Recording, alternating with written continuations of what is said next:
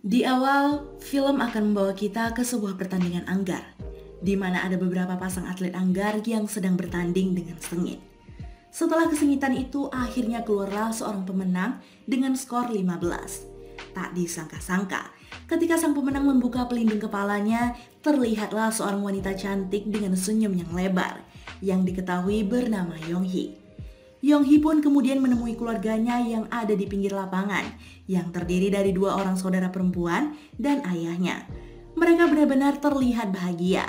Yonghee adalah seorang murid SMA, tapi kemenangannya di Olimpiade Anggar ini adalah hal yang luar biasa. Kemudian scenes pun berpindah ke sebuah ruangan yang ada di sebuah gedung SMA.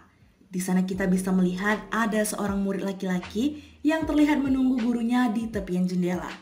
Cholsu, itulah namanya. Gurunya yang adalah seorang wanita pun akhirnya masuk ke dalam ruangan tersebut dan berteriak memanggil Cholsu dengan kasar. Namun, nada bicara guru itu pun seketika berubah menjadi lembut ketika Cholsu membalikkan badannya. Guru tersebut benar-benar terpana. Ya, karena Cholsu sangatlah tampan.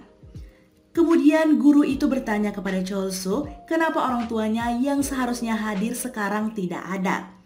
Cholsu mengatakan kalau guru tersebut sia-sia saja memanggil kedua orang tuanya yang tidak akan pernah hadir, dikarenakan mereka berdua sedang berada dalam daftar pencarian orang. Ayah Cholsu yang terkenal dengan nama Gildong adalah seorang pencuri handal di bidang artefak peninggalan budaya. Sedangkan ibunya yang dikenal dengan nama Kangja adalah penipu dalam bidang real estate yang sudah sering melakukan hal tersebut. Hal ini otomatis membuat mereka masuk dalam daftar pencarian orang oleh polisi. Polisi yang menangani kasus ini ternyata adalah ayah dari Yonghee, sang pemenang Olimpiade tadi. Namun, beliau selalu gagal untuk menangkap pasangan suami istri ini. Akhirnya Cholsu pun yang masih berada di dalam ruangan bersama seorang guru wanita yang terlihat sedikit demi sedikit menggodanya didatangi oleh seekor merpati pos utusan kedua orang tuanya. Merpati tersebut mengantarkan surat dari orang tua Cholsu yang berisi permintaan maaf karena tidak bisa hadir.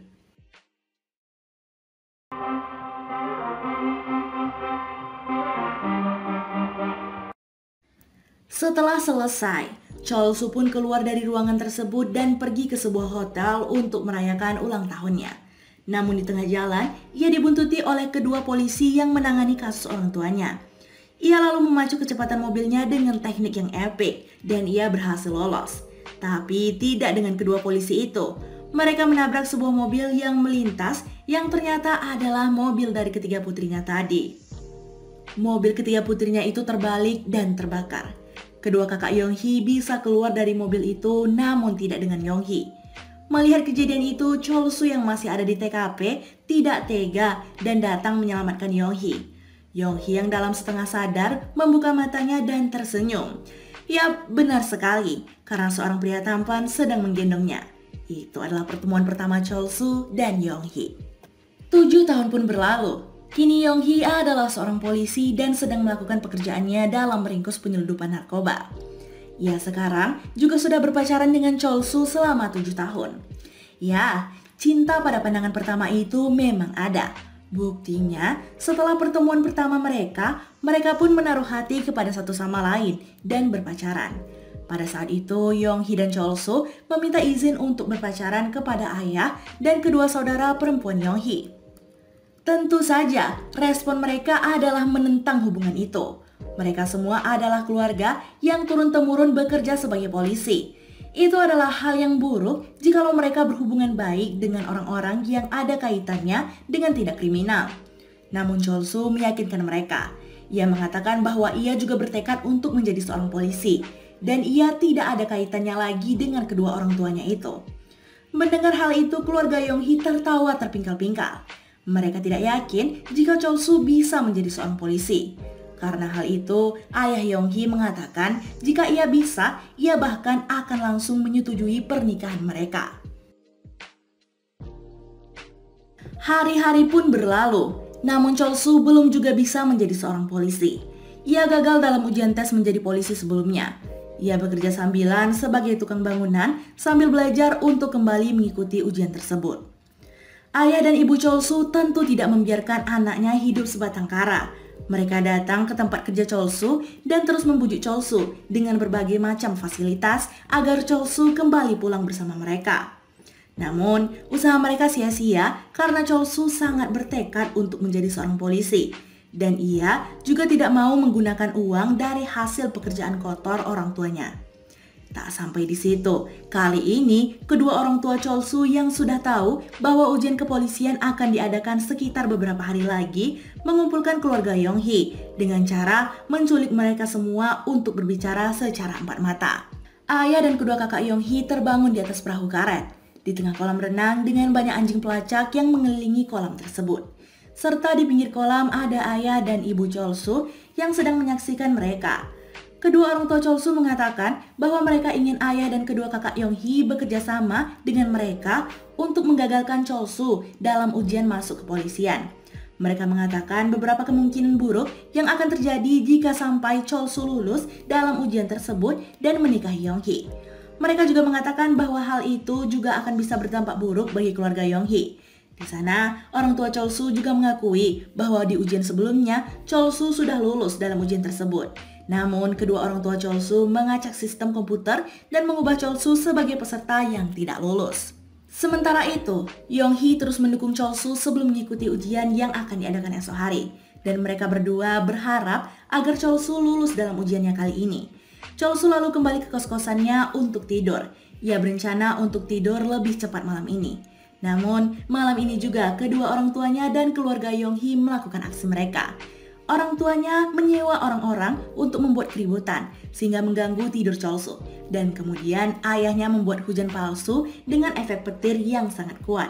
Keesokan paginya Cholsu berangkat dengan lingkar hitam di matanya.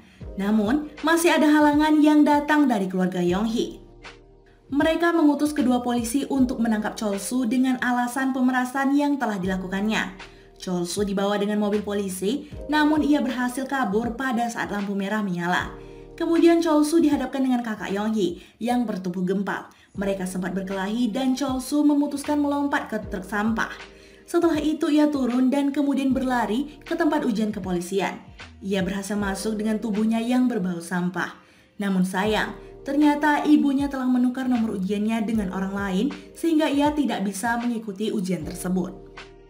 Yonghee yang mengetahui hal tersebut marah besar kepada keluarganya yang juga ikut mempersulit Cholsu.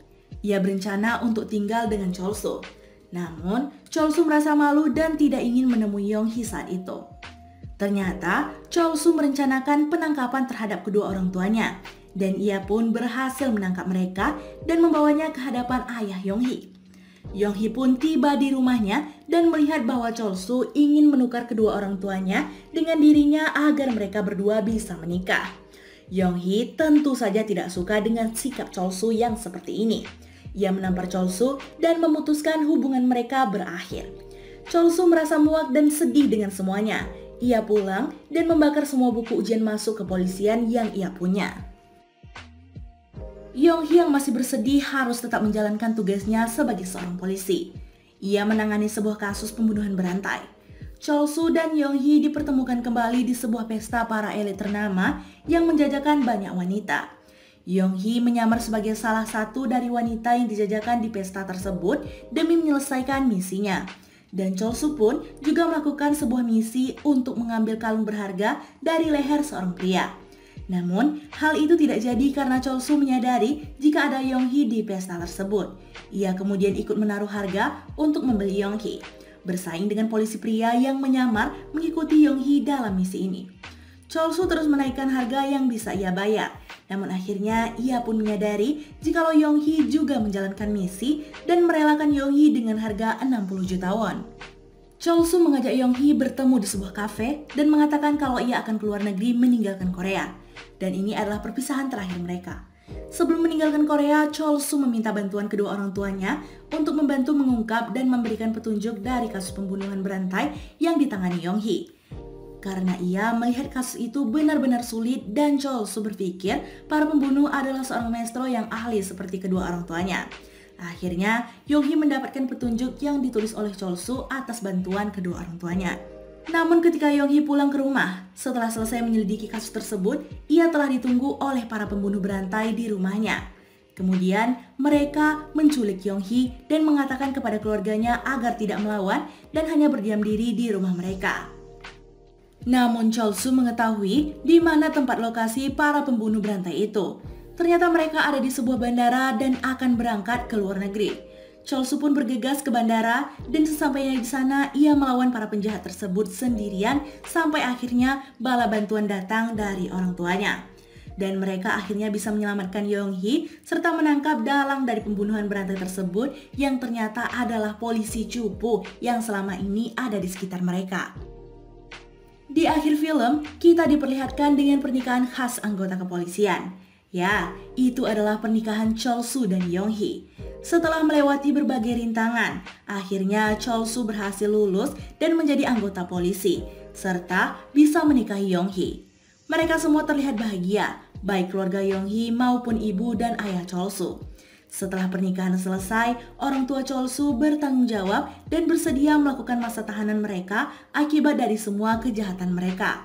Mereka semua pun hidup bahagia dan memiliki mimpi-mimpi yang akan diwujudkan setelah orang tua Chol-soo dibebaskan dari penjara.